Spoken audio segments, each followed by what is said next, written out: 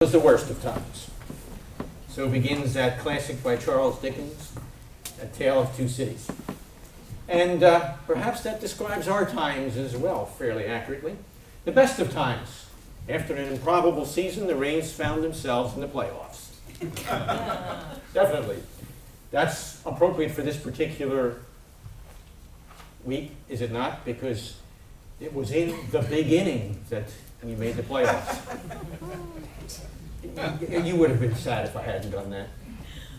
The worst of times as well, and all you have to do is look around you at the people who need homes and food and employment and all those other kinds of things. But that particular phrase from Dickens also describes our Torah portion.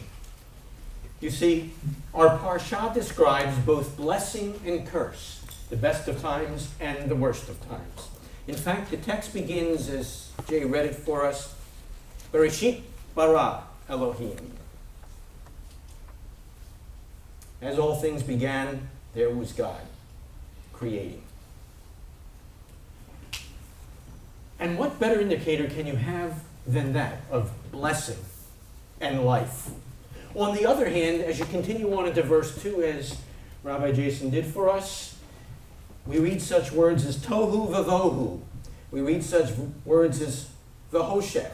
In other words, there was chaos and emptiness. And in fact, the Art Scroll simply reads concerning emptiness, the earth was astonishingly empty. And then there was darkness. Perhaps a hint of the darkness and the curse to come. Now, I've always been fascinated by this account from my childhood on, back in the early 19th century. And because of it, I'm continually reminded of that awesome scene from one of my favorite theology texts, The Magician's Nephew. That's C.S. Lewis, in case you're wondering where that came from. And I'm reminded of Aslan's song and how he sang the worlds, the universe into existence. So it makes me wonder, maybe when God spoke then, it was after all musical. The Parsha also reminds me of the delicious science that provides context to our text. Now, you may not find that science delicious, and if you don't, I'm sorry. This may cause you indigestion, but bear with me for just a couple minutes. The text talks about, in verse 2, absolute nothingness, blacker than the blackest of black holes, and even before time itself. And there suddenly there was a big bang. There was an explosive, expansive event in which, as the scientists tell us, 12 or more dimensions rapidly collapsed into 4. By the way, the scientists were somewhat preempted back in the 1200s. The great Rabbi Nachmanides, the Ramban, talked about the fact that with God there were more than 10 dimensions, closer to a dozen. So anyhow, but back to our story. 12 or more dimensions collapsed into 4 in the minutest fraction of a microsecond. I say to that, wow. And it's such a wow that even the great skeptic Voltaire said it's impossible, he says, it's impossible for this clock to exist without a clockmaker. I think he said that pretty well. All right, now, I know it's Friday night, but try to hang in here. We're told the universe is roughly 14 billion years old. Now, if you're wondering how that fits into the creation account, I don't have the time to do that with you. Gerald Schroeder, both a traditional Jew and a scientist, works that out for you in something called Genesis and the Big Bang. So say roughly 14 billion years old. Now, if you're going to try to collapse this into simple math, and I know for some people math is never simple, but here we go anyhow. That works out to be roughly 1 times 10 to the 10th power number of years. That simply means 10 with 10 zeros thereafter. Now, we're also told that the universe has, at the absolute maximum, 1 billion trillion potential planets. To work that out into numbers, that's 10 with 21 zeros after it. Now, hang in there with me. Therefore, the maximum probability for life in the universe is 10 to the 31st power, or 10 with 31 zeros after it. That is, if a new opportunity for life presented itself every year on every planet, and it only expands to 10 with 38 zeros after it, if a new opportunity for life emerged every second on every planet in the universe. Now that sounds like an amazing number, but scientists have also pointed out to us that there are some 40 plus factors, each of which is absolutely essential for complex life. That's the kind of stuff we have. Each of which in turn must be precisely fine-tuned within a very limited range. And all 40 plus of these factors must be present for complex life, such as ours, to exist. Now the odds, we're told, the probabilities for that happening by chance, is simply 10 with 134 zeros after it. So we miss out by a simple factor of something like 100 orders of magnitude. Now we could far more easily find one specific, not atom, but subatomic particle in the entire universe, one specific one which we had earmarked, among the 10 to the 80th power number of subatomic particles. That's 80 zeros after the 10. And even if we looked for 14 billion years, finding one particle per second, we'd still be 40 zeros short of having enough time for this to happen by chance. That's the nature of this incredible universe that God brought into being. Whether he spoke it into being or sang it into being, as I would like to think, either way. Now, as part of our Simchat Torah celebration, we rolled the Sefer Torah from its last column to its first column while you sang, and sang, and sang. And when we finally got there, what did we read at the beginning of the Torah? We read about God creating the universe, which of course is the parsha for tonight. Now the Bible begins with God creating the universe to show us the importance and the implications of that event for us. And Rabbi Jason mentioned one of the implications. I want to go a different direction for some others. The Bible then speaks regularly and repeatedly of God the Creator. Maimonides, in his great 13 Articles of Faith, which is often viewed as a standard for a Jewish statement of faith, Maimonides made the belief in creation the very first of those 13 Articles of Faith. On Rosh Hashanah, just a few weeks ago, we celebrated the creation of the world and the creation of humankind. Every Shabbat we celebrate, or we remember creation. Kiddush, as you will recite it shortly as Richard leads, it's a memorial of creation. Veshamru, in 6 days God created the heavens and the earth. Kaddish, which we've already responded with, glorified and sanctified be his great name in where? The world which he created. And then as we conclude the service this evening with Yelenu, we'll say it's our duty to praise the master of all, to exalt the creator of the world. No wonder then, because of the impact of this particular event, 2 of the 4 Gospels begin at the same place, namely in the beginning. Mark chapter 1, verse 1. Yochanan's Gospel, John chapter 1, verse 1. Both start their accounts of Yeshua here because of the significance of this event. Every day around the world in synagogues, as Jews, in the morning we recall God, the creator of the universe, Baruch She'amar.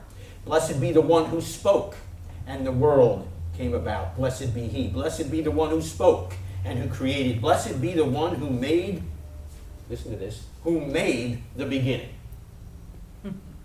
Don't meditate too long on that. Your mind is apt to explode. Creation is important. And it is important because everything begins and is derived from God creating the universe. Now, I want to make a few observations regarding creation in the biblical account. It has to do with God's initiative. It has to do with intimacy with God. It has to do with that intimacy being interrupted and then God interjecting himself in restoring that intimacy.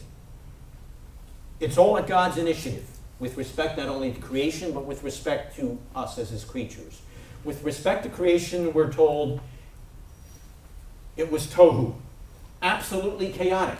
And as you read through the rest of Genesis chapter 1, what was absolutely chaotic became ordered. The vohu, astonishingly empty. What was astonishingly empty, as you read the rest of the account, was filled. The hoshek, it was dark, deeply dark. And the deep darkness was eradicated as everything comes bursting with light. As you heard. And there was, God said, let there be light. And there was light. Not only with respect to creation, but with respect to us. Oh, wait a second, let me back up just a second. What God did for the universe, he can do for us as creatures. He can take what's absolutely chaotic and turn it into something ordered. He can take something that's astonishingly empty and fill it. He can take what is deeply dark and cause it to burst through with light. But it's more than that for us as his creatures. God reaches out. In our text, we not only have Elohim, we have Adonai Elohim found in these opening chapters. And as the rabbis reflect on these names, they reflect on them in conjunction with Exodus 34, 6 and 7, which describes God. And they describe a God reflected by these names as one who reaches out in compassion. Rachamim. And as he reaches out in compassion, that means blessing for us. At the end of chapter 1, it has to do with productivity. As the earth is filled and as everything is multiplied there, it has to do with possibility. Not only we living in the image of God, but we getting to be the caretakers of this grand universe that he's created, as chapter 2 tells us. We're described as well as Tselem Elohim, being in the image of God. Now, friends, there's a whole lot of discussion as to what this means. Let me suggest two important parts of this particular phrase that's used here. It has to do, friends, with our personhood. It has to do with our personhood, being in the image of God. We're not plants, we're not animals, although sometimes some of us may resemble one or the other. We are people. That means we can engage in the process of communication. We can, in fact, exhibit creativity, or at least some of us can. We can experience communion with our God. And these texts also talk about our great potential.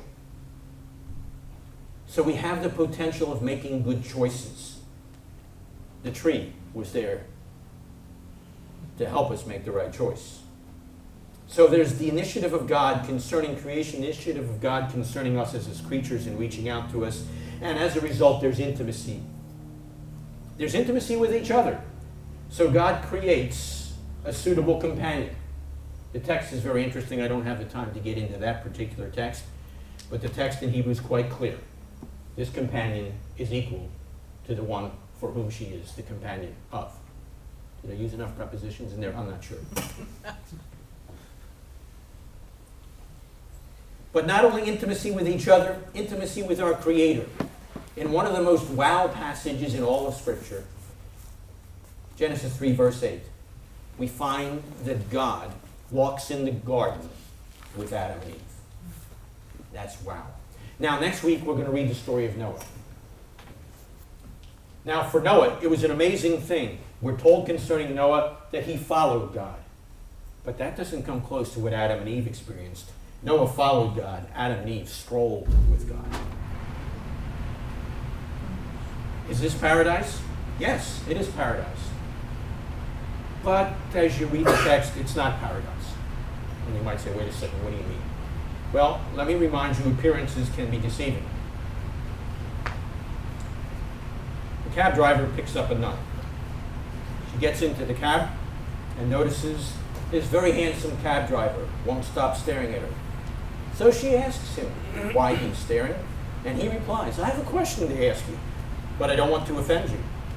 She answers in typical nunnish fashion. I don't know. It sounded like a good word. My son, you can't offend me. When you're as old as I am and you've been a nun as long as I have, you get a chance to see and hear just about everything. I'm sure there's nothing you could say or ask that I would find offensive. So he replies, well, I've always had a fantasy to have a nun kiss me. So she responds, well, let's see what we can do about that. Number one, you have to be single. And number two, you must be Catholic. The cab driver is very excited. He says, yes, I'm single and I'm Catholic. Okay, the nun says, pull into the next alley. So the nun fulfills his fantasy with such a kiss. But when they get back on the road, the cab driver starts crying. My dear child, says the nun, why are you crying? Forgive me, I have sinned. I lied and I must confess. I'm married and I'm Presbyterian. The nun says, that's okay. My name is Kevin. I'm on my way to a Halloween party. Appearances can be deceiving. So is this thing that looks like paradise, paradise? Yes, it is. But perhaps not, because there is potential inherent in choice.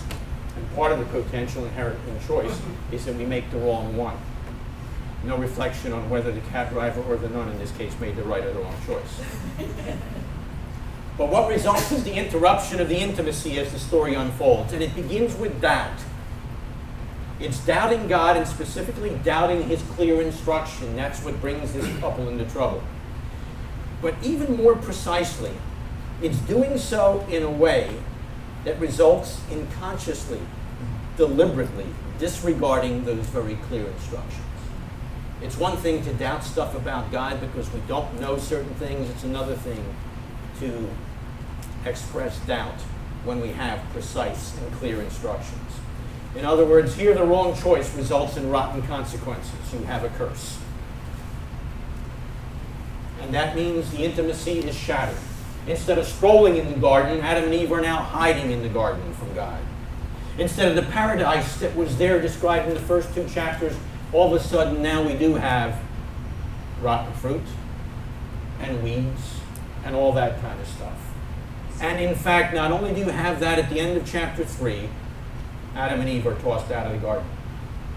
And there's an angelic guard put there to prevent them from getting back in. Now that starts a whole other story we don't have time to get into, which I'd love to. Is the situation hopeless? It certainly appears to be. Until we find that God's interjection to restore intimacy does in fact bring that about.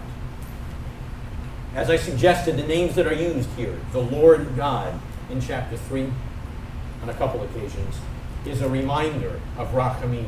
It's a reminder of his compassion, his mercy, his loving kindness, his overflowing love towards us. It's found too in the promise that God made to the wife and the husband. Chapter 3, verse 15. He says there will be hostility between your seed and its seed, talking about the serpent. And it concludes by saying, not they, but he will crush the head of the serpent.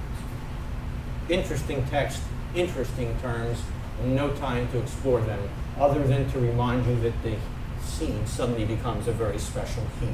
It's a hint at the restoration of intimacy. Now, every Haftorah text is intended to connect somehow to every parsha. And this one does as well, and the rabbis have appropriately connected this one. I hope you listen carefully. If not, let me review it for you in a slightly different translation.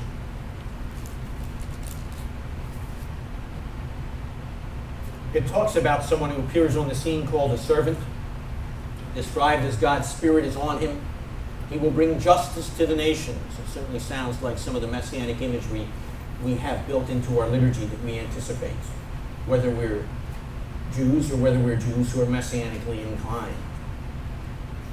And in fact, there's a footnote that one of the study Bibles has on this phrase, in his law, the islands will put their hope. It's the verse that, it's the line that leads into the Haftorah for this week. In his law, the islands hope. And the note says, as do the nations, Isaiah 2:2-4. You remember the text? Come, let us go up to the mountain of the Lord. And in fact, the note then goes on to say, so this servant will be a new Moses. Why? Because as the first law went out, so the second one was. So the one who brings that second law into being, so to speak, in its getting out, is in fact the second Moses. It's a messianic text. The rabbis agree with that. Now, our text goes on to say, this is what the Lord God says. He who, what? Created the heavens, stretched them out, who spread out the earth and all that comes out of it. He gives breath to his people. Does that sound familiar? It's certainly our text. How did we become alive originally? God breathed into us the breath of life. And then the text goes on in the Haftorah, he gives breath to his people and life to those who walk on it. I, the Lord, have called you in righteousness. I will make you to be a covenant for the people. Once again, the footnote in the study Bible says it very, very effectively. And you saw it sort of referenced in the way in which our translation translates this. The note says, the Messiah will fill the Davidic covenant as king, fulfilling the promises made to David, and will institute a new covenant by his death. The people, the Israelites, light, it's parallel to salvation. And that parallel is found in the last part of that verse. He will not only be a covenant for the people, a light for the Gentiles, for the nations. Salvation. That doesn't refer to your relationship with God or my relationship with God. It refers to something far, far broader. It refers to nothing less than the restoration of paradise, of creation and the universe. That's why this text was selected. Oh, and then it describes this person. He opens the eyes of the blind. He frees the captives from prison. And I love this phrasing. And he releases from darkness those who sit in darkness. See, the former things have taken place. Look back at creation. And now new things I declare before they spring into being. A new creation. I announced them to you, Isaiah says, therefore sing to the Lord a new song. What song is that? It's a wonderful song that's found throughout Isaiah. It's found also referenced to in the Psalms. It's a new song that reflects a new beginning. Or perhaps it's a new song that sings about a new beginning. It has to do with that salvation. That means the restoration of intimacy and the restoration of creation to what it was at the Garden of Eden. That's why at the very end of his book, Isaiah can then picture that scene and said that God will bring about a new heavens and a new earth. It is that the rabbi tells us all of creation is anticipating in Romans chapter 8, verses 19 to 21. Now there are some implications to both this story and the Haftorah that's appended to this story. Rabbi Jason mentioned to you Rabbi Isaac in the 2nd century. Rabbi Isaac was quoted almost 1,000 years later by an even more famous rabbi, Rashi, who raises that same question, in fact quotes Rabbi Isaac's question when he says, why does the Torah begin with an account of creation? Why, when it could just as easily have begun at the point when the Jews are given their first commandment as a nation after departing from Egypt? This month shall be unto you the beginning of the months. Obviously a reference to Passover. After all, Rashi comments, is not the Torah, as he quotes Isaac, is not the Torah first and foremost a book of laws? And why not, if not there, does it not begin with Exodus 20, which would have been a perfect place to begin as well? Hero is, pardon, not hero Israel. I am the Lord your God who brought you out of the land of Egypt, out of the house of bondage. So here's how you respond. Have no other gods before me, and so forth. Now, some 150 or so years later, another rabbi whom I've mentioned to you already, Nachmanides, the one who already understood that God existed in better than a dozen dimensions, or beyond the 12th dimension, or however you want to put that. Nachmanides grapples with Rashi's question about the beginning of Genesis. And for him it's clear that God's creation of the world is the center of our theology. And he says this verse then teaches us, first of all, that there is a beginning, a plan, a goal Second, there is a creator who created heaven and earth, a guide and a director for our lives. Third, everything in heaven and on earth owes its existence to the creator. That's us, you and me. And fourth, in owing our existence to the creator, there are things the creator wants and expects from his creation. And this is why Nachmanides argues, the Ramban, that this opening verse of the Torah may, in fact, very well be the most important one, the one on which the entire structure of our faith rests. There's an ancient midrash that builds on this understanding. It doesn't build on the Ramban because the Ramban is after the midrash, but it's the understanding it builds on. And the midrash tells us that hidden in this opening verse is a principle on how to live. In the beginning, the text says, God created the heaven and the earth. Created is what God the Creator does. And the midrash goes on to say, and since the major guiding principle of the Torah is to walk in all his ways, you'll remember that from our response, or to live in the image of God, then the first meeting with God the Creator should serve as an important step for us in learning how to walk in his ways. And understanding this, every time the Torah describes God's ways, then, friends, it becomes a clue as to how the human being, how you and I ought to behave. Remember, the text says, God created the human being in his image. We need to reflect him to those around us, just as an image reflects that of which it is the image. And then in Exodus 34, which I've referred to already, we have a description of God's characteristics that should also reveal what he expects from us and guide us as to how we are to behave so that we reflect him. In other words, just as he's compassionate, we must be compassionate. Just as he is long-suffering, so we must be long-suffering. And friends, just as God stood, as it were, at the abyss, in the middle of a nothingness we can't even begin to imagine, and he cried out, "Let there be light," so must we too, in the middle of a world that strikes us as a tragic void, or in the middle of our own abysses and our own darknesses, we too need to cry out, "Let there be light." In other words, let us see the manifestation of God. And it becomes our responsibility then to create a society and a community of love and light instead of one filled with hate and darkness. Instead of one characterized by indifference and suspicion. In effect, friends, and all the rabbis understand this, and we should as well, we must become God's partner in his creation. That's why we're tasked with a task called Tikkun HaOlam, the repairing of the world.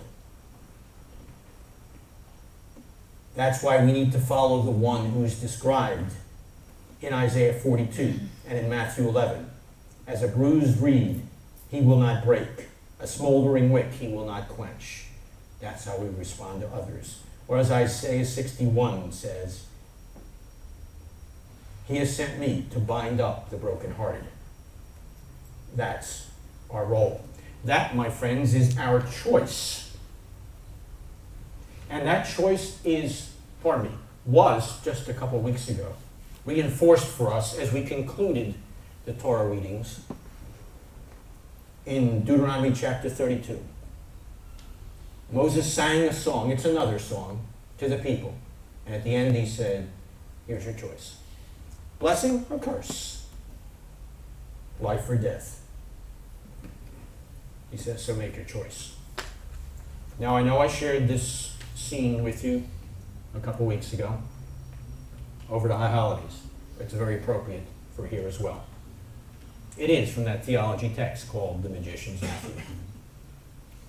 Then two wonders. It's the story of this London cab driver. Gosh, I guess cab drivers got into this evening a couple times. Who finds himself at the very beginning of time and at the very beginning of the universe. Then two wonders happened at the very same moment. One was that the lion's grand voice was suddenly joined by other voices, more voices than you could possibly count. The lion, of course, is Aslan, that wonderful picture an image that C.S. Lewis created. Concerning those voices, he continues, they were in harmony with the lion's deep, warm voice, but were far higher up the scale. Cold, tingling, silvery voices. The second wonder was that the blackness overhead, all at once, was suddenly blazing with stars. They didn't come out gently one by one. One moment there had been nothing but complete darkness. The next moment, 1,000 points of light instantly leaped out. Single stars, constellations, planets, brighter and bigger than any in our own world. The new stars and the new voices began at exactly the same time. If you had seen it, if you had heard it, you would have felt quite certain that it was the stars themselves which were singing, and that it was that first voice, the deep one, which had made them all appear and made them all sing a wonderfully brand new song. Glory be, said the cabby. I'd have been a better man all my life if I had known there were things like this. That's the message to us as well. Creation and our Creator should motivate us to be better creatures. It's your choice. It has always been your choice. Take the next minute or so for a time of reflection in quiet.